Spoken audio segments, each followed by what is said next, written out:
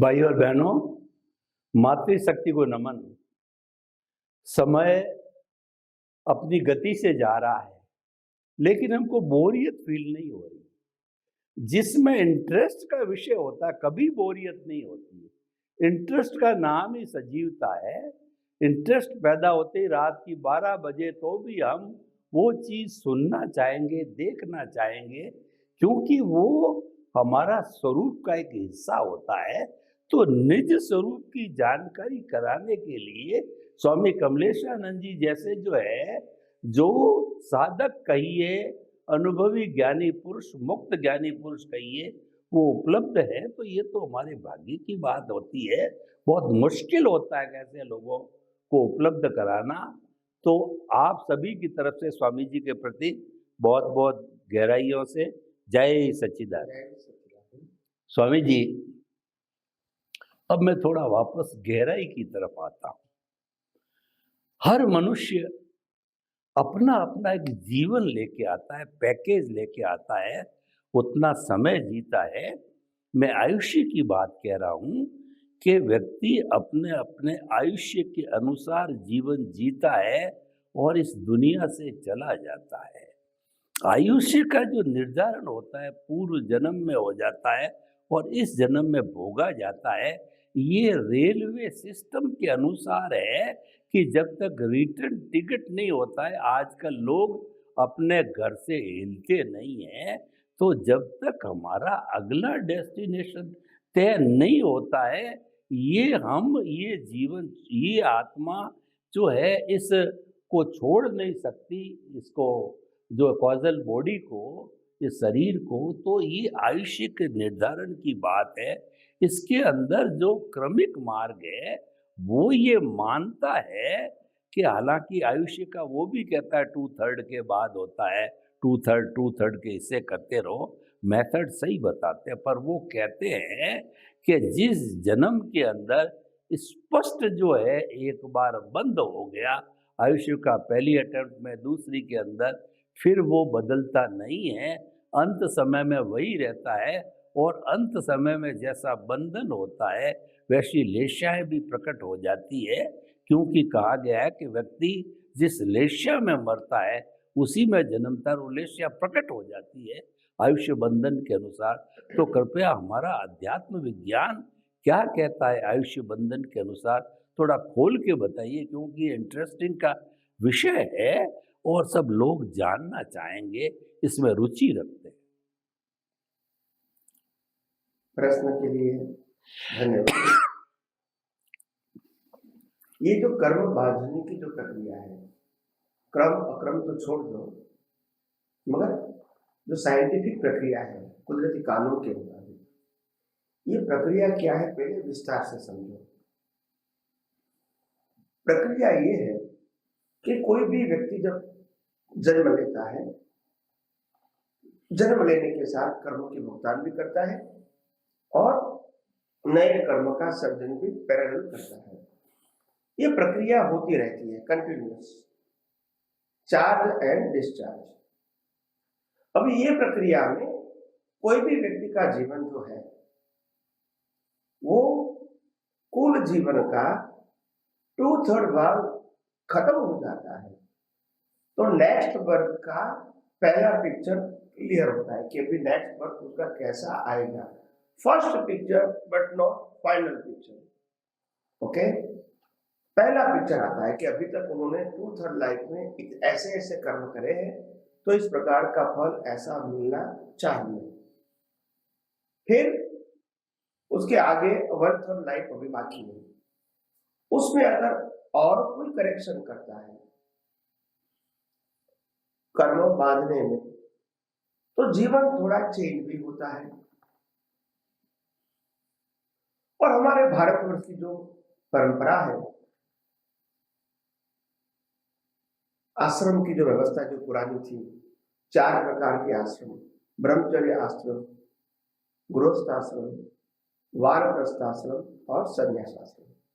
ये आश्रम का महिमा ही यही था कि 50 साल घर में जियो और 50 साल घर के बाहर जियो, ताकि आपको जीवन जीने का, समझने का मौका भी मिले और आप अपना नेक्स्ट लाइफ भी इससे तय करने का आपको मौका मिले।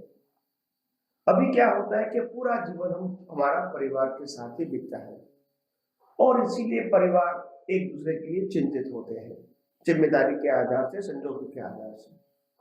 और इसलिए जो हमारी जो सोच परिवार से अलग होती है वो नहीं बनती है, जुड़ी रहती है। तो जो हमारी जो आश्रम व्यवस्था थी, 4 प्रकार के आश्रम जो व्यवस्था थी, वो इतने अद्भुत थे ताकि एक मानव स्वस्थ मानव बन सकता था और कर्मों के भुगतान के लिए कहूं या नए जीवन के लिए कहूं या ये वर्तमान जीवन में पश्चाताप के लिए कहूं, उनके लिए बहुत सारा समय मिलता था जो अभी नहीं मिलता है। तो इसीलिए मैं मानता हूं कि अभी जो जीवन जीने की जो पद्धति का जो वातावरण है, इसमें और ज्यादा चेंज लाने की जरूरत है। आपने जो वृद्धाश्रम की बात कही है, यहाँ वृद्धाश्रम होता है और वृद्ध लोगों को युवा लोग कम रखना चाहते हैं। मैं सरकार की तरफ से और समाज की तरफ से मैं ऐसी भावना रखना चाहता हूं कि ये प्रॉब्लम जो है वो समाज में तो रहेगा। और सही बात है कि उम्र लायक व्यक्ति है, इनके पास अनुभव तो है, ज्ञान भी है, मगर क्षमता अभी नहीं है, डिसीजन लेने की, काम करने की क्षमता नहीं है। तो फिजिकल फॉर्म में उसका रोग नहीं होता है या तो बहुत कम होता है, मगर उनकी सोच का, उनके अनुभव का समाज को फायदा मिल सकता है। तो मैं ये कहता हूं या मैं ये मानता हूं कि समाज और गवर्नमेंट को इस प्रकार की सुविधा बनानी चाहिए कि आफ्टर 60 या 65 जब रिटायर होते हैं तो 10 साल में घर का कारोबार संभाल के आप ऐसे संस्था में जुड़ जाओ जो आपका फील्ड भी है और वो संस्था गवर्नमेंट को अपना बौद्धिक ज्ञान प्रदान करें ताकि उस फील्ड के युवा लोग इस बौद्धिक ज्ञान का लाभ लें।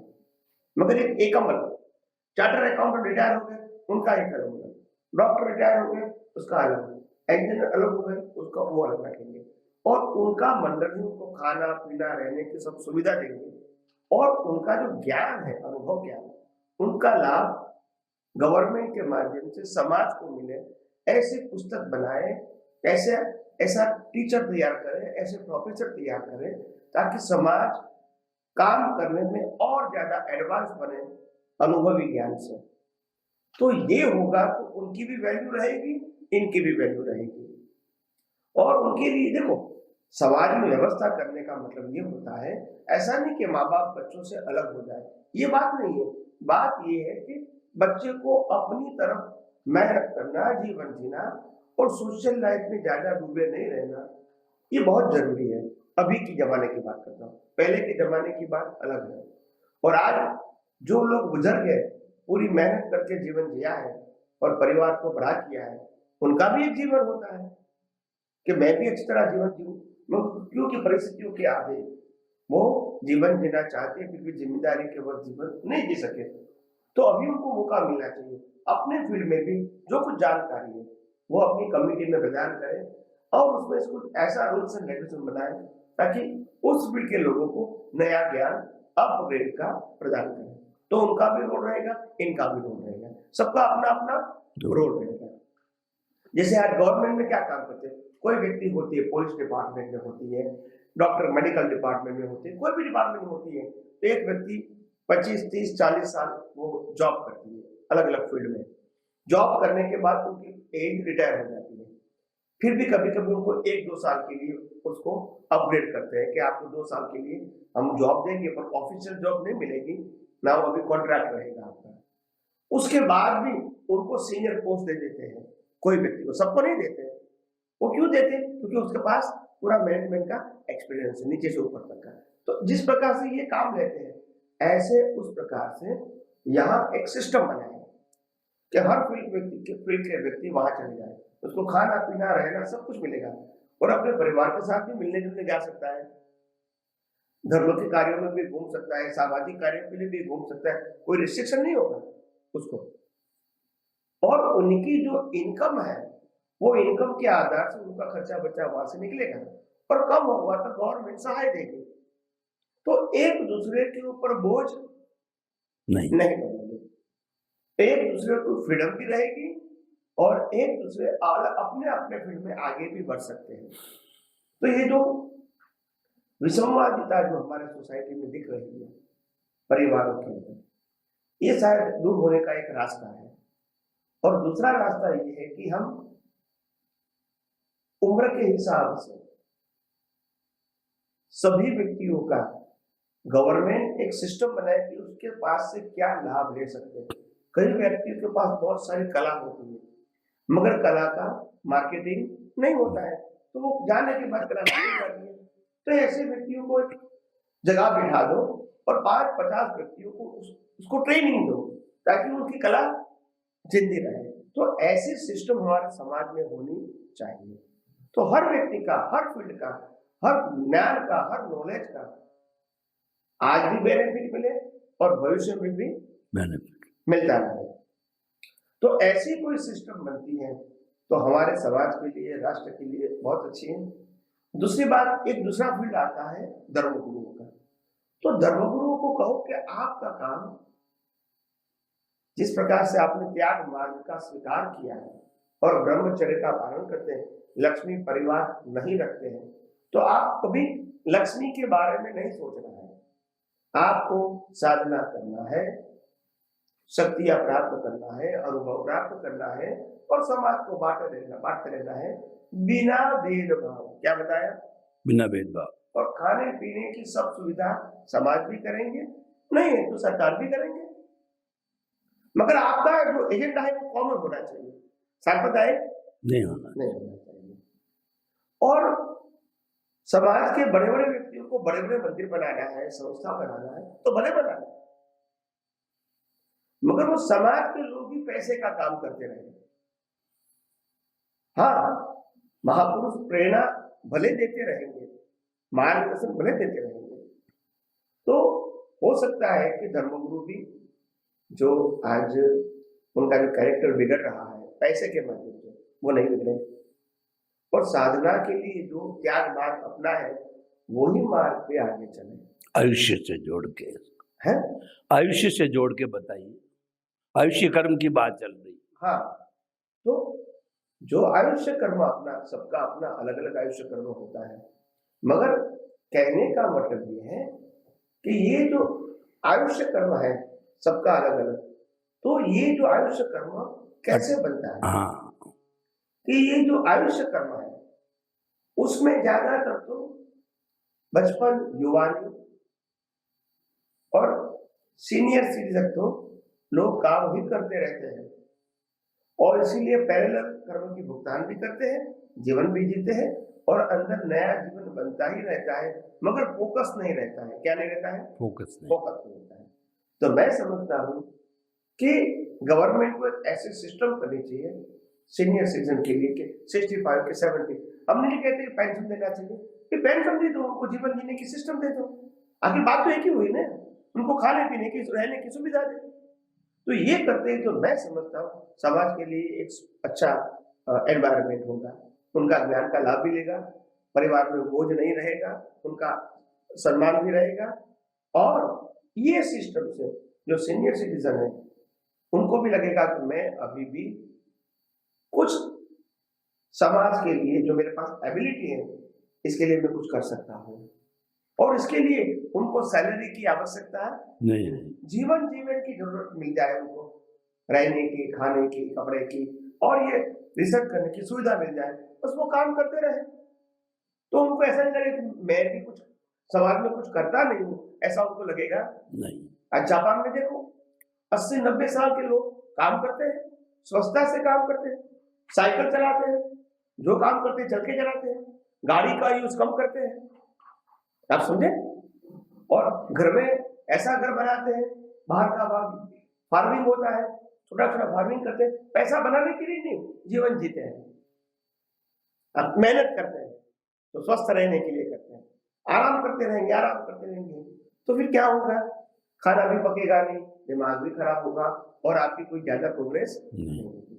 ये समाज के लिए अच्छा नहीं है। तो मैं मानता हूँ समाज के लिए ऐसी कुछ व्यवस्था अगर गवर्नमेंट बनाती है, गवर्नमेंट और पब्लिक के साथ मिलकर उनके लिए ज्यादा कुछ संशोधन करते सोचते तो अच्छी बात है।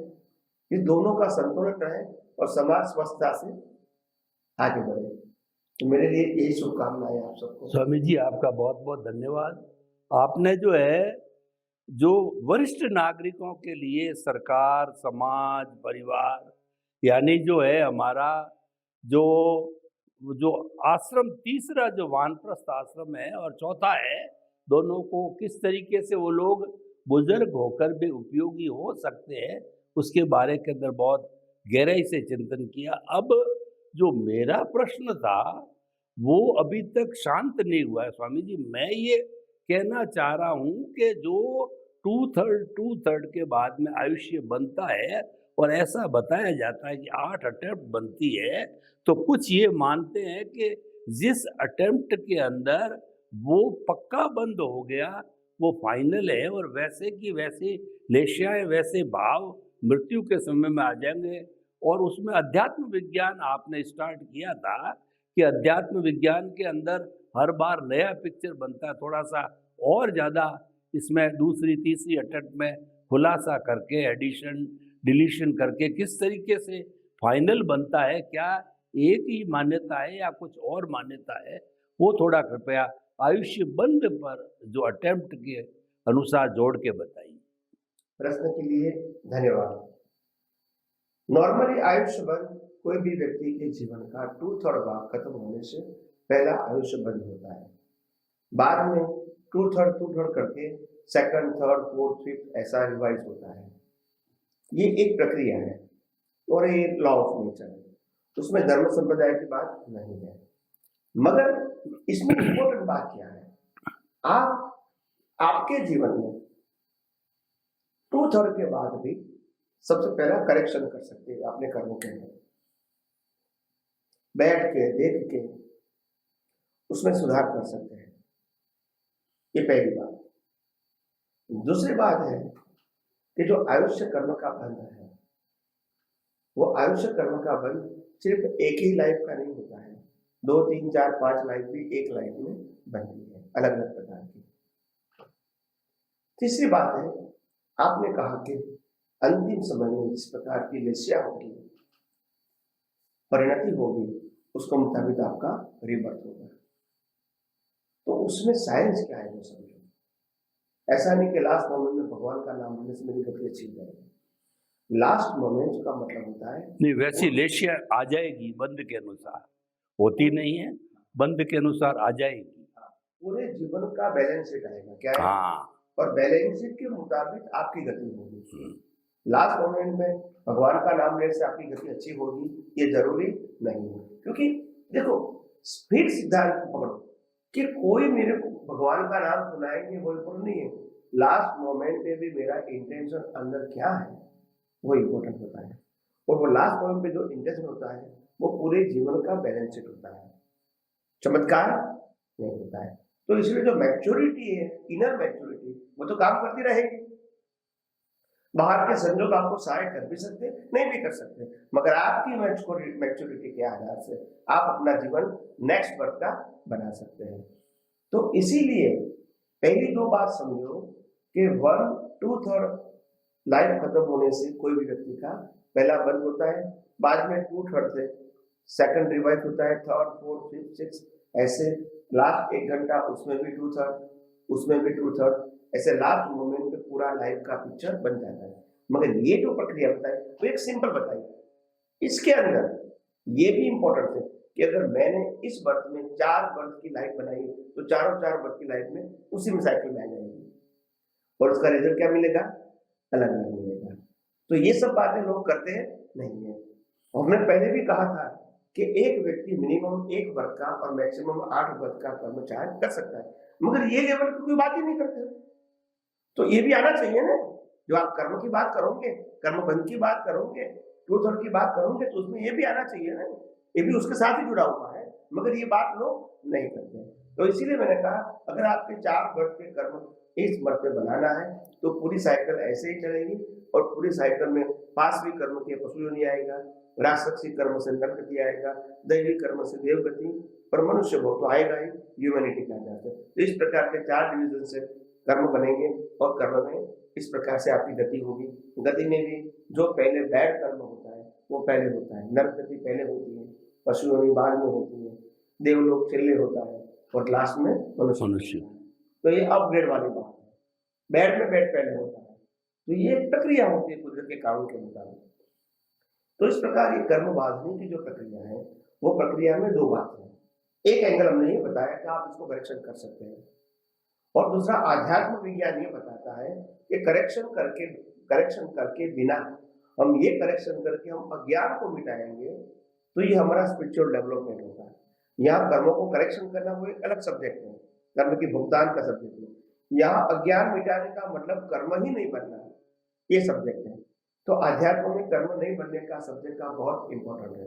अध्यात्म में कर्म नहीं बनने के संयोग को बहुत इंपॉर्टेंट है और इसीलिए अगर आप सनातन सत्य को जान के कुदरती कानून और कुदरती रचना को समझ के इसका संयोगों में उपयोग करके हर अवस्था को कुदरती रचना देख के अज्ञान को मिटा देता है, कर्ता भाव, भोक्ता भाव, मालिकी भाव, देहाध्यान, इसको मिटा देते हैं तो मैं समझता हूँ आध्यात्मिक प्रगति होगी और वो आध्यात्मिक प्रगति से आप मुक्ति के मार्ग में आसानी से आगे बढ़ सकते हैं।